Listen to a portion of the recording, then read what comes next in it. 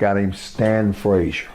Giant, big old guy, big old giant, about 6'9.5", 6'10", about 475, 80 pounds, horrible, but just to look, because he had wrestled there as the Giant Rebel, and he had been Kamala too, dress himself up like Kamala, and do the white face and all this. It's crazy. And he had several other forgiveness. He's old timer in the business. We brought him in, and he got over big time. So now, Cousin Junior got well and got back, so I brought them back together. So I had Uncle Elmer and Cousin Junior, and I managed them. We're bigger than anything in the WWF at that time. There was nobody as big as us, our team. Yeah. So we're beating everybody. So finally, I mean, there's nobody beat. Everybody we work against, we beat them, because it's just like my guys are just so obvious.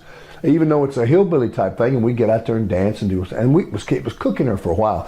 And they put the belts on us just real quick one time from one TV to another, because they let us beat Greg Valentine and Brutus Beefcake one time.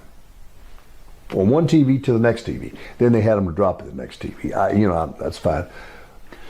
Valentine must have been pissed about that. No, I can't believe it. you know the deal.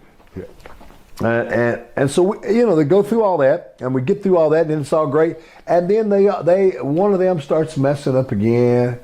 I think I don't know if it was Elmer or whoever it was. He held up NBC one time, and he had to fly me all the way across the country and spend about 20 grand on a Learjet just for me, flying me from Fresno, California, all the way to Providence, Rhode Island to do Saturday night's NBC, Saturday night main event. And they wanted me to come over, because Elmer wasn't going to show up. And then when I flew over there and they spent all that money, the driver said, "I'm taking you to the hotel." I said, "The hotel? Hell, take me to the arena. I need to go to Providence." I said, "Don't know." He said, Elmer showed up. And boy, he had like the quickest match in the world. Somebody beat him real quick. They killed him real quick. And then they fired him. And the bad thing about that was I had to take over all his bookings. And man, I wanted to go home. That's the time. That's the time when you can get them 65-day runs. Yeah. I want to go home. I'm about to crack. Yeah.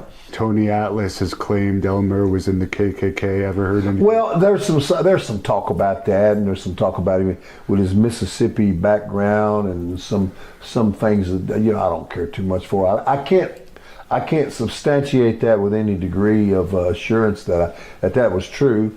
But I kind of know how he was, and he had some of those tendencies that I didn't care for too much, and I don't want to talk about the dearly departed, but there's a pretty good chance that there might be some truth to that rumor.